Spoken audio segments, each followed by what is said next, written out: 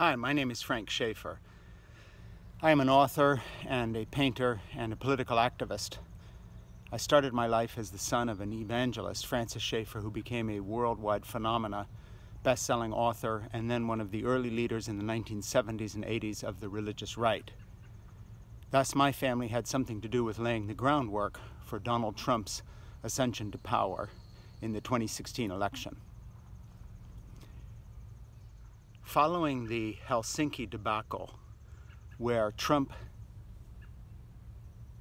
basically bowed down before an international murderer, thug, strongman, Vladimir Putin, said he believed him over and above our own intelligence services, which, by the way, my Marine son worked with as part of the NSA in signals intelligence when he fought in Afghanistan and Iraq as a Marine. We now know something. There was a poll a couple days ago of evangelical white voters and Trump supporters saying that 85% of them said that they didn't think what Trump did was bad. In fact, they supported him. 67%, or rather 76%, said they supported him. 85% said it was no big deal. 86% said it was okay. We now know, therefore, that the most dangerous place in America is an evangelical white Trump-supporting church. Dangerous to our country, dangerous to people like my son's brother, Marines and soldiers and Air Force and Coast Guard, dangerous to every patriotic American. Do you know, back in the 1950s, they talked about a fifth column of communist infiltrators in this country, and crazy societies like the John Birch Society, actually run by the Koch brothers' father at the time, would talk about even people like Eisenhower being a communist, and they were into all sorts of wild conspiracy theories. This time, the wild theories may not be true, but the conspiracy is. Donald Trump is in bed with Vladimir Putin for reasons we don't fully yet know. But what we do know is that his evangelical voters, keeping their eye on the prize of some anti-abortion court nominations and what they call religious civil liberties, in other words, their right to discriminate against gay people, transgender, black people, and others, has kept them so blinded to the truth of what's going on that they are no longer now Christians, but members of something called the Trump cult. As such, these are the most dangerous people in America today.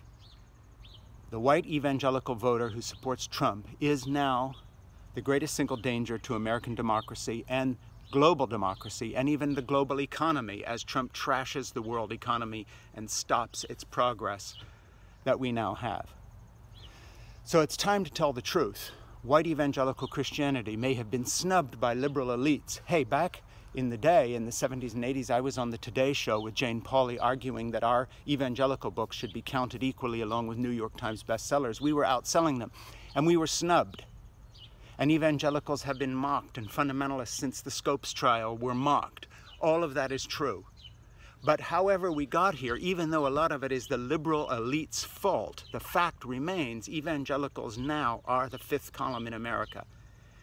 Trump just gave American voters the middle finger, like that, by saying he would invite Putin to the White House this fall. Even his own people didn't know he was going to do this. And evangelical voters have taken his middle finger to America and extended it by saying, no big deal, we even like Vladimir Putin because he's conservative, quote unquote, anti-gay, homophobic, and all the rest of it. So let's face it, America. The evangelical white voter is now your enemy.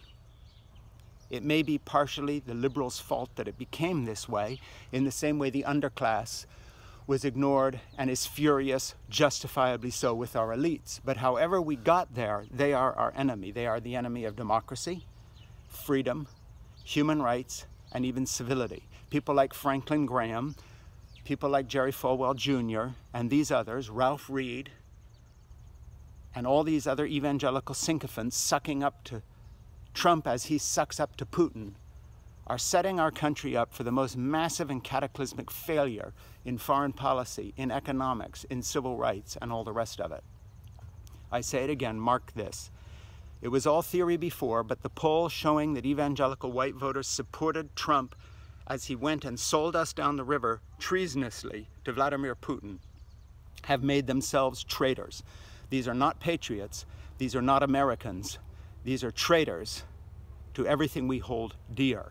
This is no longer a Thanksgiving dinner, Christmas dinner discussion argument with some uncle who voted for Trump. They are traitors. To follow Trump now is to be a traitor to this country, to have treasonous intent. We are at a sorry place when people who say they are following Jesus have become traitors to their own country because of a cult they have become part of, following Donald Trump. Thank you. My name is Frank Schaefer.